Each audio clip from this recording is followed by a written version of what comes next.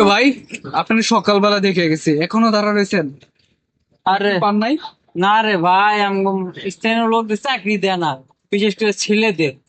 ভাই, আমাদের তো ঘর বাড়ি আছে, কিন্তু বউ বল বাচ্চাদের খাইতে হয়, খাওয়াইতে হয়, ওদের তো মুখে অন্ন দিতে হয়। তার জন্য আমরা করি, পরে চুরি চামারি করি। আপনার পরে কি বললেন যে চোরের সন্তান? ভাই, এইটাই বাস্তবতা। ছেলেদেরকে গুরুত্ব দেয় না। আমাদের নারীদেরকে কিভাবে আমরা তাদেরকে লালন পালন করবো, সে ছেলে সন্তান, তারপর ভাই বোন আত্মীয় স্বজন, নিজেরও তো পকেট খরচা আছে। এটাই ভাই, এটাই বাস্তবতা। অনেকদিন ঘোরার পরে অনেকদিন গেটের সামনে আইসা দাঁড়ায় থাকতাম আপনার মতো, আর অনেক স্ট্রাগল করতে হয়েছে। আর তারপর চাকরি হইলো, মনে একটু হাসি ফুটলো। এই তো চলতেছে দিনকাল। এটাই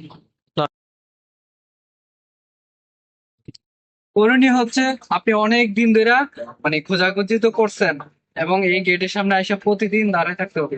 তারপর আপনার যদি ইনশাল্লাহ চাকরি হয়, তারপর মুখে হাসি ফুটবে, বাল বাচ্চা নিয়ে খাইবেন, দাইবেন, ফুর্তি করবেন, এই কষ্টটাকে ভুলে যাবেন। এটাই বাস্তবতা ভাই। পুরুষের জীবন অনেক স্ট্রাগল করতে হয়, কষ্ট করতে হয়, মেহনতি করতে হয়, মানুষের দ্বারে দ্বারে যেতে হয়। তারপর আল্লাহর রহমতে আল্লাহ একটা কাজ মিলায়। এটাই জীবন, কষ্ট করতে হবে। আর প্রতিদিন আইসা এখানে দাঁড়াই থাকতে হবে, চেষ্টা করতে হবে, অব্যাহত রাখতে হবে। চলেন, চলে যাই। আর কতক্ষণ দাঁড়ায় থাকবে?